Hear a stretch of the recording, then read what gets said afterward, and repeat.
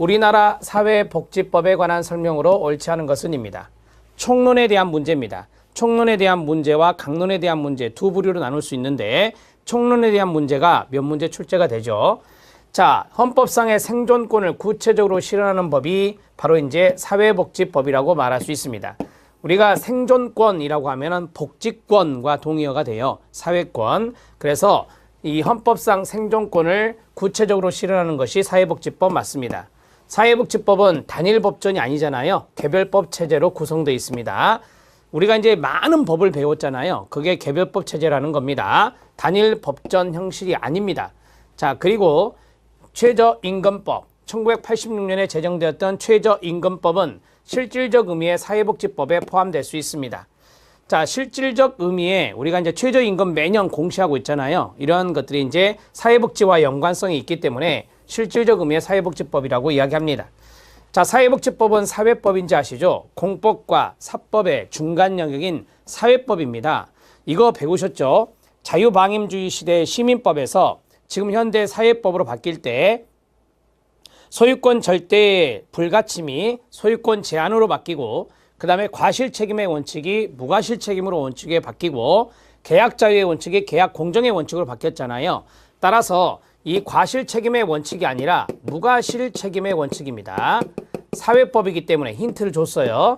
무과실책임의 원칙에 기초한다 라고 해야 되겠죠. 사회복지법은 말씀드렸습니다. 공법과 사법의 요소들이 공존하고 있는 사회법이다. 이렇게 정리하시면 됩니다. 공법과 사법의 영역이 공존되어 있는 것을 우리가 사회법이라 하거든요. 그래서 사회복지법은 사회법에 속하니까 5번 지문 맞습니다. 답은 4번이 되겠습니다. 자, 51번 문제 별표 쳐주세요. 52번 문제 들어갑니다. 자, 52번 문제는 사회복지사업법상 사회복지사 의무 채용 제외시설이 아닌 것은입니다. 그럼 반드시 사회복지사를 채용해야 되는 곳 찾아라 이 말이잖아요. 어린이집, 노인복지관, 점자도서관, 정신질환자 지역사회 재활시설, 그 다음에 성매매 피해 상담소입니다. 자, 우리가 이제 여기 정신보건법이라고 하는 것이 이제 바뀌었죠.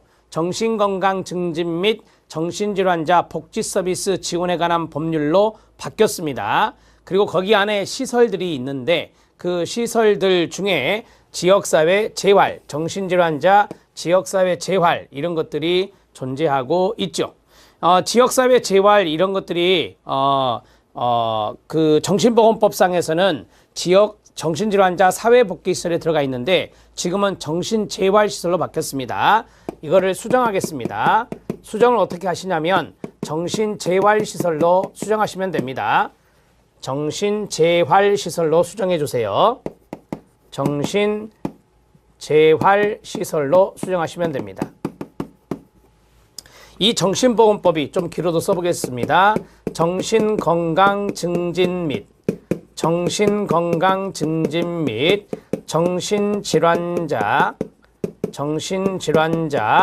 복지 서비스 지원에 관한 법률입니다.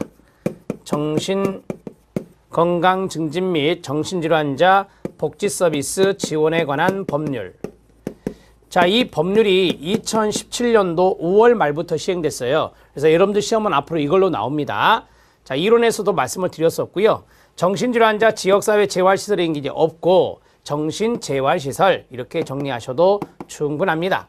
자, 우리가 이제 답을 해결하는데 노인복지관이죠. 노인복지관은 반드시 사회복지사를 의무적으로 채용해야 된다고 배우셨습니다. 이거 누누이 강조해 드린 건 맞죠? 52번의 답은 2번입니다. 53번 문제에 들어갑니다. 기초연금법 문제입니다. 지문만 길다 뿐이지 답을 찾기는 쉽습니다.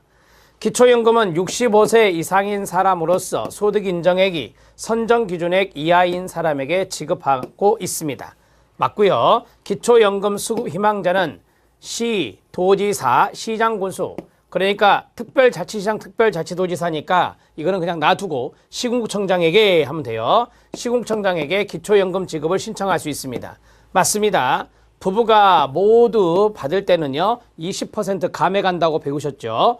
부부가 모두 기초연금 수급권자인 경우 각각의 기초연금액에서 100분의 30이 아닙니다. 100분의 20에 해당되는 금액을 감액합니다. 자, 수급권자로 국외로 이주했습니다. 외국으로 이민 갔어요. 그러면 수급권은 상실됩니다. 맞습니다. 시장은 수급자가 법령에 따라 사망을 했습니다. 사망한 것으로 추정되는 경우 그 사유가 발생한 날이 속하는 달의 다음 달부터 그 사유가 소멸한 날이 속하는 달까지는 기초연금 지급을 정지합니다. 사망한 것으로 추정이 되잖아요. 사망한 것으로 추정이 되면은 소멸이 아니라 정지라고 이야기합니다. 사망한 것으로 추정이 되면 뭐라고요? 예, 소멸이 아니라 뭐라고요? 정지한다. 이렇게 정리하시면 됩니다. 답을 해결했습니다. 답은 3번이에요. 자, 우리가 1번, 2번, 4번, 5번 지문은 1번 같은 경우 많이 알고 있는 거고 2번 같은 경우도 많이 알고 있는 거고 3번 같은 경우도 알고 있는 거잖아요. 그런데 정확하게 숫자가 틀렸잖아요.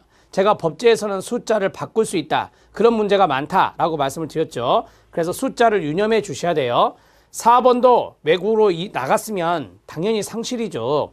5번 같은 경우는 조금 지엽적인 부분이 없잖아 있지만 5번은 우리가 답을 해결하기 때문에 충분히 알고 이해할 수 있는 것입니다. 53번의 답은 3번입니다. 자, 54번 문제 들어갑니다. 국민기초생활보장법에 따른 의료급여 수급권자로서 의료급여법상 일종 수급권자가 아닌 사람은입니다. 자, 18세 인자는 일종 수급권자가 아닙니다. 18세 미만인자 이렇게 배웠잖아요.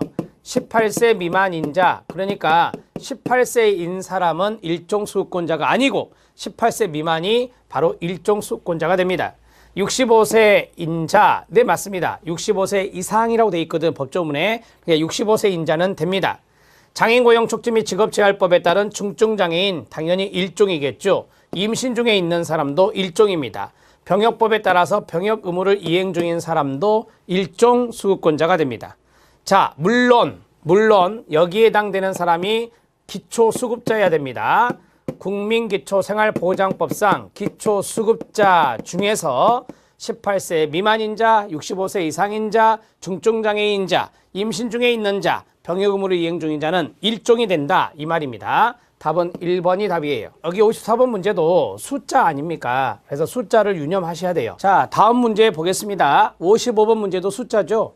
2000년대에 제정된 사회복지법이 아닌 것은입니다. 영유아보육법 1991년에 제정이니까 1번이 아니네요. 긴급복지지원법 2005년에 제정되었습니다.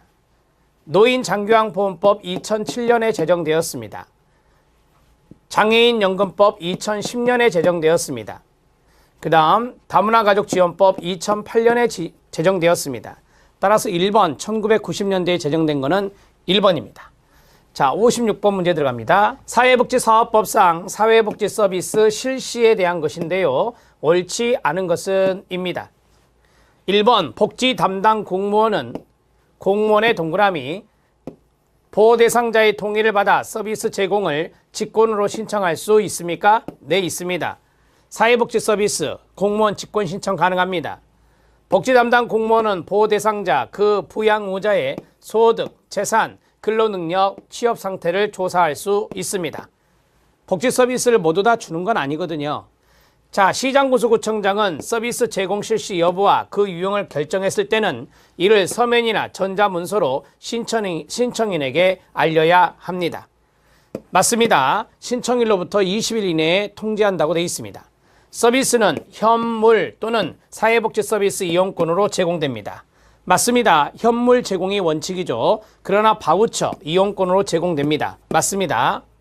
자, 그 다음에 보건복지부 장관은 보호 대상자와 그 부양의무자의 정보를 5년 초과하여 보유할 수 없다. 여러분, 보호 대상자는 빠져요. 보호 대상자가 아닌 사람의 정보예요. 보호 대상자가 아닌 사람의 정보. 보호 대상자가 아닌 사람의 정보는 5년을 초과하여 보유할 수 없다. 법조문에 이렇게 돼 있어요. 그러니까 보호 대상자는 5년을 초과해서 보유할 수 있는 것이죠. 이렇게 정리하시면 됩니다. 보건복지부 장관 또는 시장군수구청장은 이렇게 돼 있어요. 답은 5번이 답입니다.